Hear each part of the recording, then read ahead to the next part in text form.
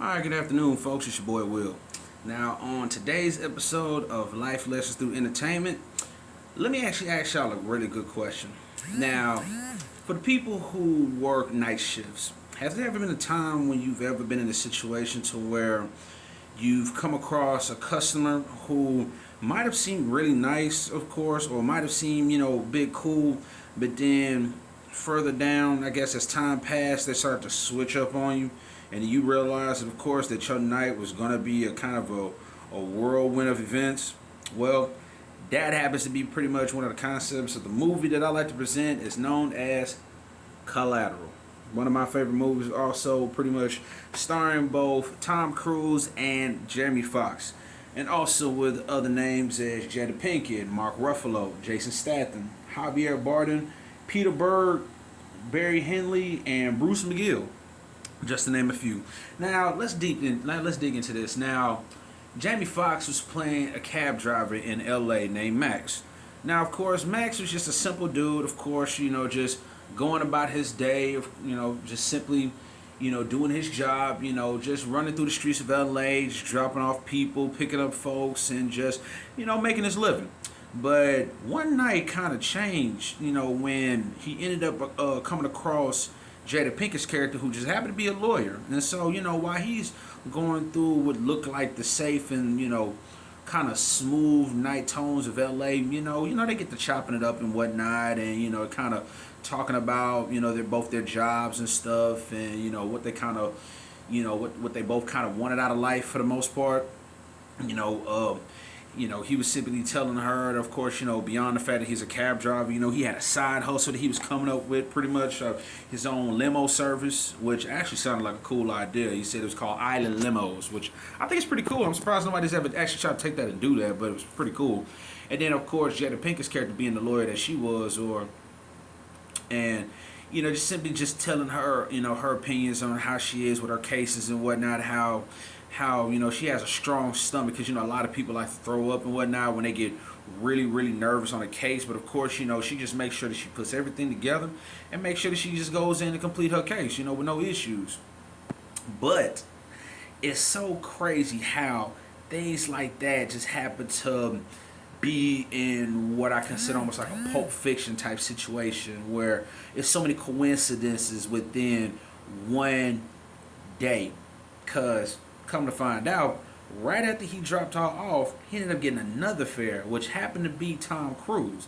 And Tom Cruise, of course, he being this clean-cut brother and everything, he got his suit on and whatnot, got the clean shave, cool haircut and everything, And, Jamie Foxx not thinking nothing of it. He's just like, hey, man, check this out, man. I'm going to be in here for a night, but I got a few stops to run. Check this out. I give you $600, you know what I'm saying? You run with me for the night, of course. I make these stops. Boom, you can drop me off at LAX, and we cool. He was like, okay, fuck it, you know what I'm saying? I can take the money.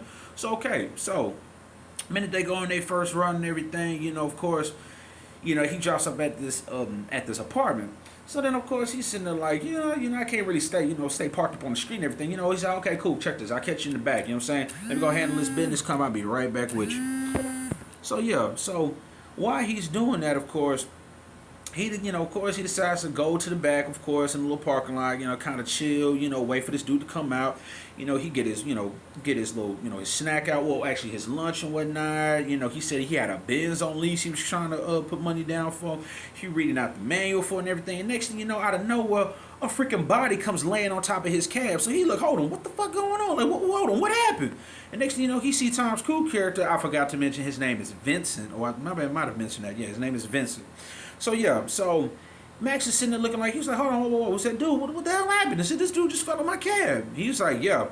He's like, hold on. He said, yeah, I know. He was like, hold on, what you mean you know? What, you killed him? He's like, no, I shot him. He said the bullets in the fall pretty much killed him. He was like, whoa, hold on. So then, of course, come to find out, Max is actually a hired gun. He's an assassin. And come to find out, I think later on in the movie, he happens to be an assassin, I think, for somebody, in one of the cartels or something, because pretty much he was just simply there to do a job at the time. And, of course, he had to take out a bunch of witnesses in the process, I guess, for this, like I said, this cartel dude who later on Jamie Foxx ended up having to meet, because it was a certain, turn of events where, yeah, he strangely, became an accessory to multiple murders that night, which, the fact that he had to literally, take and drop this dude off at these places, which at the time, he even offered the cab to the dude. He was like, hey, man, look, man, they got these cabs all over the city, man. Hey, man, you just take it. I go by my business, bro. You ain't got to hear from me no more. It's no biggie. He's like, sure you're not going to tell anybody? He was like, no, boy, you got that. He was like, nah, bro, fuck all that. Get in the car. So, of course, like I said, they go all around the city of L.A., of course. He pretty much, doing his marks. He got it, he had a job to handle. And then, for some reason, during that, Jamie Foxx kind of had issues, pretty much he had his dispatcher being being an idiot, pretty much being a dickhead towards him and whatnot. And then he had a situation where he had to go visit his mother. And the whole time, Vincent is rolling with him. Like, literally, Max is having these little issues during the night, and Vincent is rolling with him. So this man literally had to actually help him talk shit back to his dispatch. And then also, he ended up also having to, literally take this man to see his mother, which, of course, was not a good idea. So at that point, it came down to where Max had to make a decision. He was like, check this out, bro. You ain't finna finish your mark tonight. So, of course, he tried to take his itinerary and throw it out into L.A. traffic. So that pretty much messed up his shit. And then it turns out that afterwards, this man literally had to go to where this man's employer was, which happened to be the, I guess, Javier Bardem. His name was Felix. That's technically who the cartel dude was. He had to go over there and get a whole new flash drive of the rest of the names he needed. And then, like I was saying before, come to find out, as far as these Pulp Fiction type change of events and everything, Jada Pinkett happened to be on that list, and which is so weird. Talk about coincidence. And at the time when it came down to where, Vincent, he had to go take her out, Max had to make a decision. And so it resulted in some pretty crazy results at the end of the night. But life lesson behind that is that, sometimes in life, you never know how one night can literally change your life. Seriously.